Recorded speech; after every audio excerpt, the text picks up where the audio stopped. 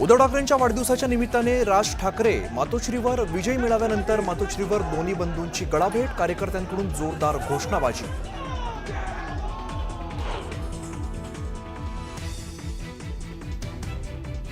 उद्धव ठाकरे आणि राज ठाकरेंची मातोश्रीवर तब्बल 20 मिनिटं चर्चा। राज्याच्या राजकारणात नवीन युतीच्या नांदीची चर्चा।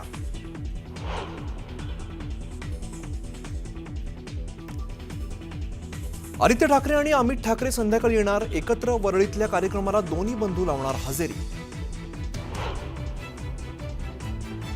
पुण्यातील उच्चभ्रू खराडी भागात रेव पार्टीवर पोलिसांचा छापा। अटक केलेल्यांमध्ये खडसेंचे जावई प्रांजल खेवलेकरांचाही समावेश। 7 आरोपींना अटक। ड्रग्स पार्टी सुरू होती पण त्याची व्याख्या नंतर करू। पुण्यातील रेव पार्टीवरती पुणे पोलिसांचं भाष्य, तर पोलिसांनी 2 मिनिटात पत्रकार परिषद गुंडाळली।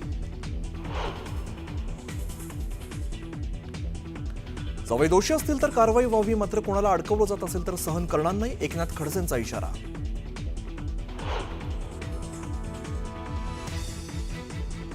लताभाऊंनी अंमली पदार्थाबाबत सवाल उपस्थित केला आणि आजच जावई कसे सापडले? गिरीश महाजनांचा टोला, तर प्रत्येक वेळेला षडयंत्र तुमच्या सोबतच कसं होतं? खडसेंना सवाल।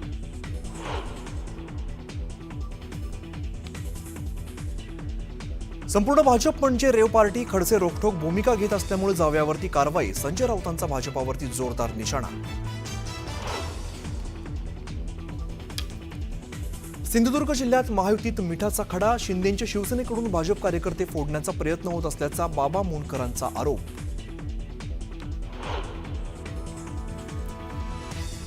नांदेडच्या पैनगंगा नदीवरील सहस्त्रकुंड धबधबा ओसंडून वाहण्यास सुरुवात। धबधब्याचं निसर्गरम्य दृश्य पाहण्यासाठी पर्यटकांची मोठी गर्दी। आणि छत्रपती संभाजीनगर जिल्ह्यात मुसळधार पाऊस। कन्नड गंधेश्वर लघु मध्यम प्रकल्प ओव्हरफ्लो। गांधारी नदीच्या पुरामुळे अनेक गावांचा संपर्क तुटला।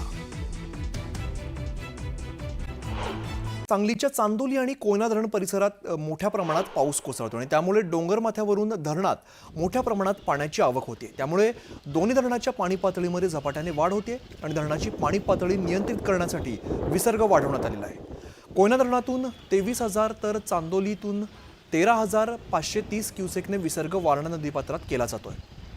त्यामुळे वारणा नदीचं पाणी पात्राबाहेर पडलेलं असून नदीकाठच्या ऊस आणि भात पिकांमध्ये शिरतंय।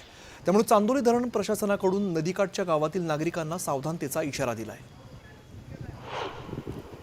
कोयना आणि वारणा धरण हे 75% भरलेले असल्यामुळे त्याचा विसर्ग वाढवला आहे। त्यामुळे कृष्णा नदीची पाणी पातळीत वाढ होत आहे। सध्या ही 19 फुटावर आहे।